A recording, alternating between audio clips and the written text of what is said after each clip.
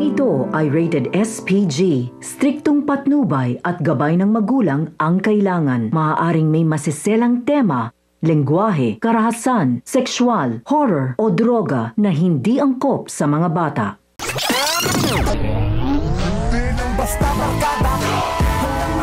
Nasa kamay ni Marcelo nakasalalay ang buhay ng paboritong anak ni Rigor na si David. Dahil buong-buo na nga ang kanyang pasya na patayin ito matapos siyang tanungin ni Madonna. Alam niyang si David ang nag-iisang tagapagmana ng mga Montenegro at malaki nga ang atraso ng mga Montenegro sa kanya, lalong-lalo na umano si Don Julio.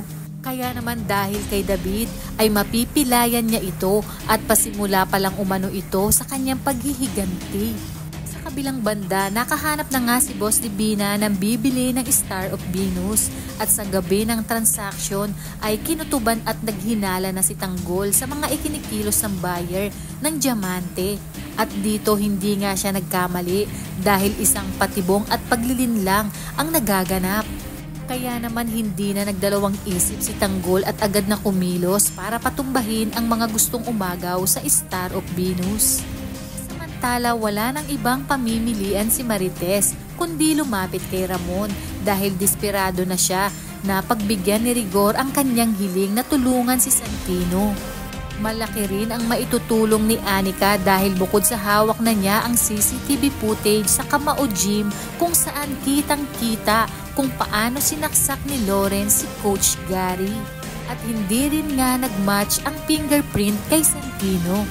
Bago nga mapunta sa otoridad ang CCTV footage ay agad na nagawa ng paraan ni Ramon na matulungan si Santino. Sinabi ni Marites na babayaran niya si Ramon, ngunit tumanggi si Ramon at nag-alok na lang sa kanilang mansyon upang makasama rin nila si David na siyang nagpapanggap na Tanggol. Excited naman si Santino na makitang muli ang kanyang kuya Tanggol.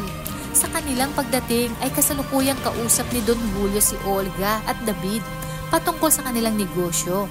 Wala silang kaalam-alam sa supresang dala ni Ramon. At dito nga, nagulantang ang dalawang magkasabuat na sina Olga at David dahil bukod sa pagpapanggap ni David ay nabuko na rin ni Marites ang pagpapanggap ni Olga bilang beng. Inakala pa nga ni Marites na pakana itong lahat ni Ramon, ngunit agad itong itinanggi ni Ramon at agad na napaisip na pakana itong lahat ni Olga. Halos lumubog sina Olga at David sa biglaang pagdating nila Marites at Santino. Palaisipan nga kung paano nila malulusutan ang kanilang pagpapanggap. Nagliliyab sa galit si Ramon dahil sa mga revelasyong ito. Kaya naman agad siyang nagbitaw ng salita na walang lalabas ng mansyon kina Olga at David. Totohanin kaya ni Ramon ang kanyang banta noon na ililibing niya ng buhay sina Olga at David sa oras na malaman niyang tinatarantado siya ng mga ito. Kaya naman kapamilya, kung bago ka pa lang sa aking channel ay mag-subscribe ka na at i-click mo na rin ang bell icon para updated ka sa pinakahuling kaganapan sa paborito mong teleserye, ang FPJ's Batang Quiapo. Hanggang sa muli, salamat!